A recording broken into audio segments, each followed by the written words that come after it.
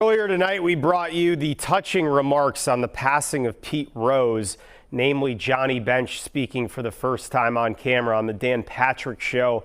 We'll have that full story at 11 o'clock. Raleigh Eastwick closed out the majority of the most intense final innings of the Reds' back-to-back World Series run in 75 and 76. Tonight, the closer reopening his book on the ride alongside Rose in Cincinnati.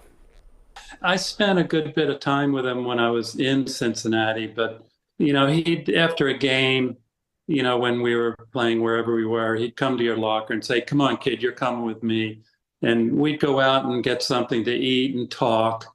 And that's what he used to do. And Johnny did that, and Joe Morgan did too, and Tony. Those guys were big leaders. But Pete was always good to all the young guys. Eastwick, now living in Georgia, sending his thoughts to the entire Rose family. Hall of Famer Tony Perez's son, former Reds first baseman, current ESPN baseball broadcaster Eduardo Perez, broke the news of Rose's passing live on air yesterday evening. His mom and dad frantically calling during a game broadcast, said he knew it was an emergency, and when he heard dad's voice, father and son overcome with emotion. It was a shock to my dad. It was, one of his closest people in his life, since he got to the United States till his passing yesterday. Pete Rose Jr. is one of my really good friends, and one that I trust, the one that I feel that he's a brother to me. During the game, I called Pete Jr. The one thing that Pete Jr. told me is he was so proud that his dad could spend the last day with his pals, with his buddies.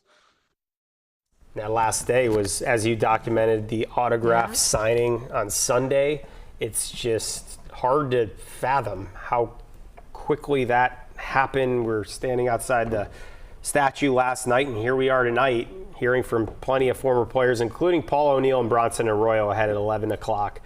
Everyone has a different Rose story. I know, right? And it's so fun to hear those stories. And as you were saying, I was talking with a memorabilia collector who was with so many members of the Big Red Machine all weekend down in Nashville, including Pete.